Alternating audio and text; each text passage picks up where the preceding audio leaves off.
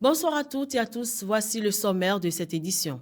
Célébration de la naissance de Jésus-Christ. L'Église évangélique de la délivrance et du salut en Christ a ouvert ses portes aux plus jeunes pour la nuit des enfants dans la nuit de ce 24 décembre 2025. Au cours de la célébration, il a été rappelé également l'importance de la naissance de Jésus et les avantages qui en découlent. Réelle place de la Noël dans la foi chrétienne et son sens spirituel. Vous suivrez le révérend Nazaire Nkwadode, vice-président de la Confédération béninoise des églises évangéliques, SKEB, dans cette édition. Ce mardi 23 décembre 2025, le président de la République, Patrice Talon, a délivré son 10e et dernier message sur l'état de la nation béninoise. Retour sur le message dans cette édition. À nouveau, bonsoir.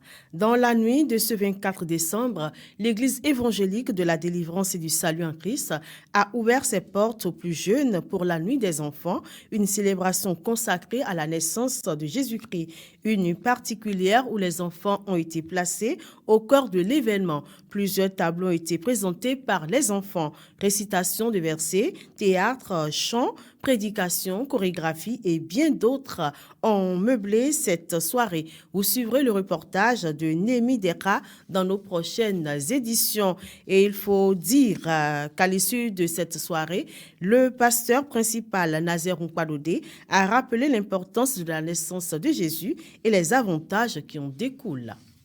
La Noël qui vient du grec, d'un mot grec qui signifie jour de naissance et qui a commencé, je crois, au 7e siècle. Originellement, le 25 décembre n'est pas réellement la date connue pour la naissance du Seigneur Jésus. C'était une fête païenne qui se fêtait, mais les chrétiens, pour se distancer de cette célébration païenne, ont décidé de se souvenir et de commémorer la naissance du Sauveur, et ça se passe le 25 décembre.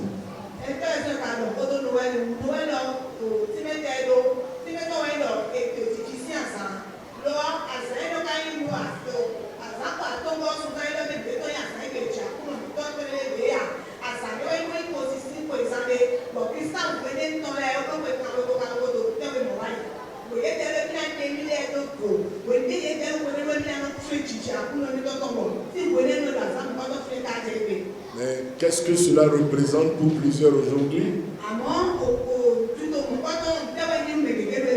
Certes, beaucoup de gens commémorent la naissance du Sauveur d'une bonne manière.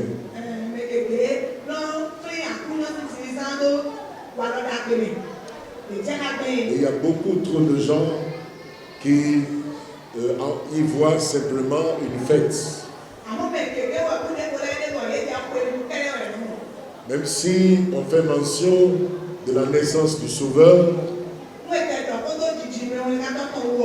la compréhension que beaucoup de gens ont ne rentre pas dans une application à la vie personnelle des uns et des autres.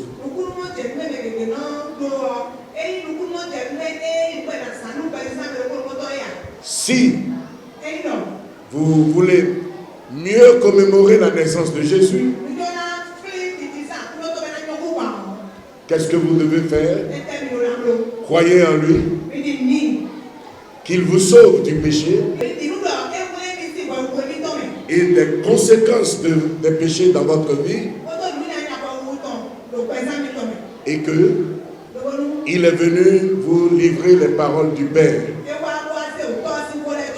Chérissez ces paroles, le Père vous aimera, le Père et Jésus viendront élire domicile en vous, vivre au-dedans de vous. On reste dans le même registre. Quelle est réellement la place de la Noël dans la foi chrétienne et quel sens spirituel faut-il lui donner? Éclairage avec le révérend Nazaire Nkwadode, vice-président de la Confédération béninoise des églises évangéliques SKEB. La Noël d'abord, qui vient du latin natalis dies, qui originellement est apparu pour la première fois au XIIe siècle. Est le jour choisi par des chrétiens pour commémorer la naissance du Seigneur Jésus. C'était des fêtes païennes qui se fêtaient à l'époque, mais cela est venu, le Seigneur Jésus est venu dans ce monde. La Bible nous dit, elle enfantera un fils, tu lui donneras le nom de Jésus, c'est lui qui sauvera son peuple de ses péchés. Il est né effectivement, appelé Emmanuel, Dieu avec nous. Donc, les chrétiens commémorent donc la naissance de Jésus. Quel sens cela a pour le chrétien?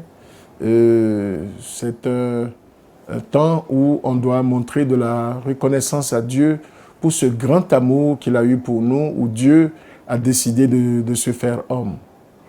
Dieu est venu se faire homme, habitant parmi nous, et pour pouvoir nous sauver.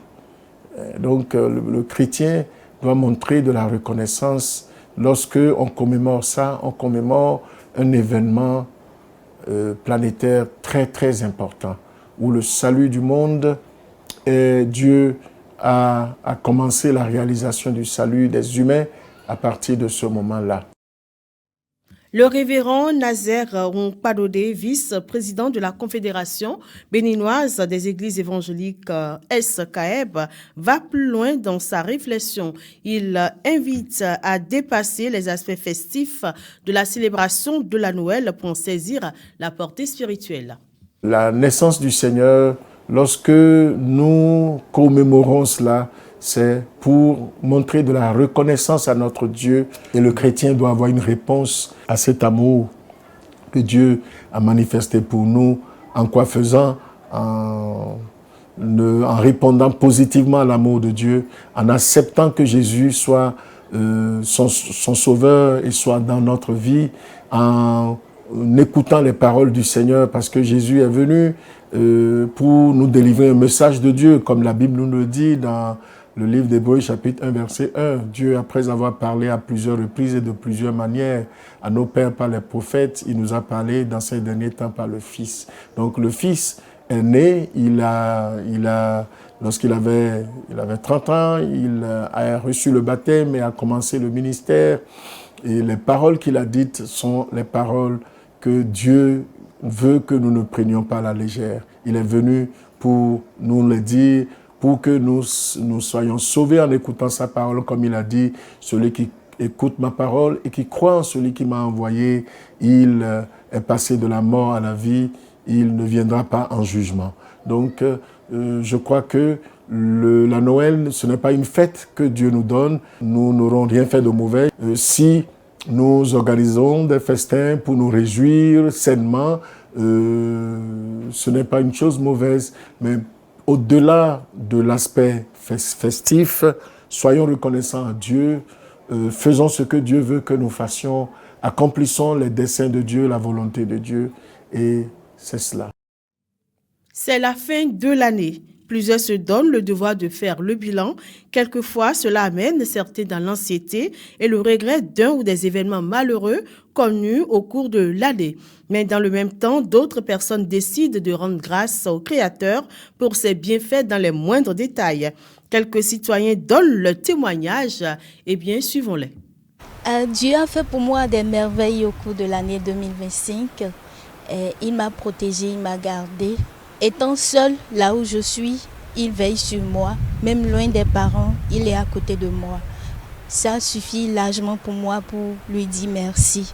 Et aussi, il me donne au quotidien, surtout sur l'église sur laquelle je suis, de bonne nourriture spirituelle à manger pour ma croissance spirituelle. J'avais besoin d'un boulot. Et c'est vrai que je recherchais, mais le boulot que je recherchais, je n'avais pas le diplôme pour ce boulot-là. Mais l'Éternel m'a fait grâce, j'ai rencontré quelqu'un qui m'a embauché sans que je n'ai le diplôme requis. Et je pense que c'est par la grâce de Dieu. Et j'aimerais être reconnaissant à Dieu pour cela. Ce qui m'a vraiment émerveillé, c'est mon attestation que j'ai pu reçu cette année. C'est depuis, j'ai fait une formation qui a eu des problèmes à l'université de Calavi, la licence en métier de l'enseignement depuis l'an 2021.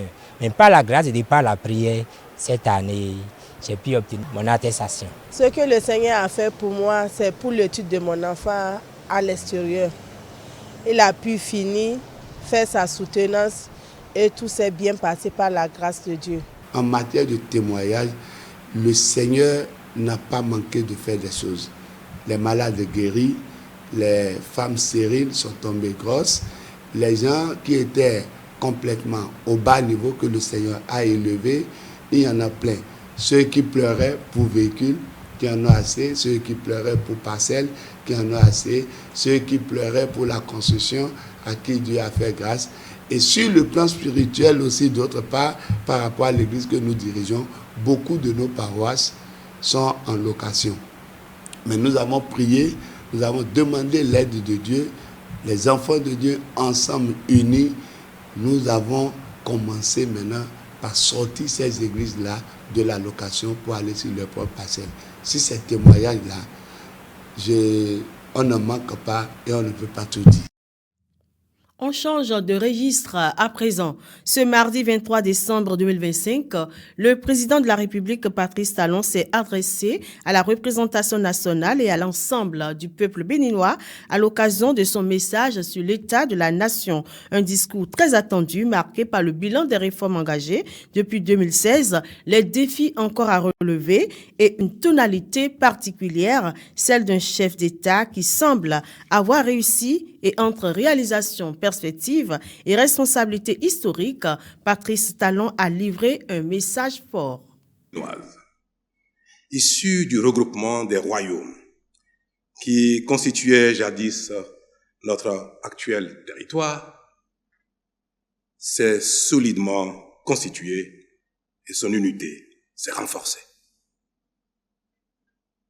La communauté nationale vit en bonne harmonie et aucune tension ethnique, religieuse ou sociale ne s'observe au point de constituer un risque pour la paix et la cohésion interne.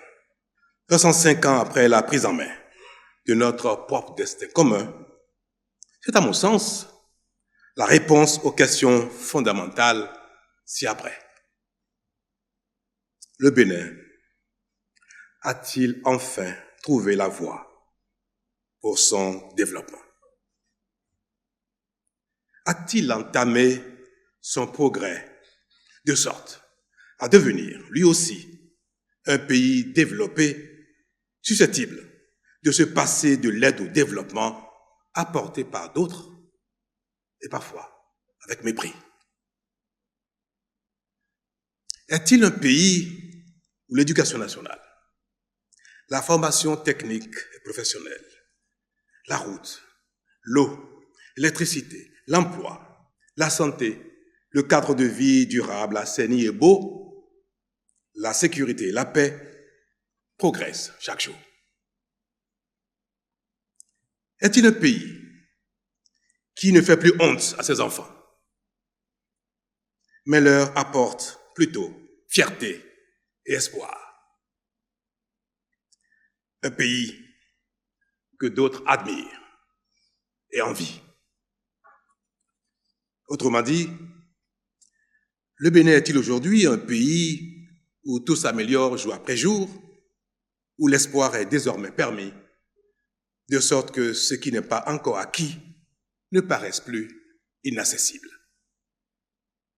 Honorables députés, représentants du peuple béninois tout entier, la réponse à cette question fondamentale est oui.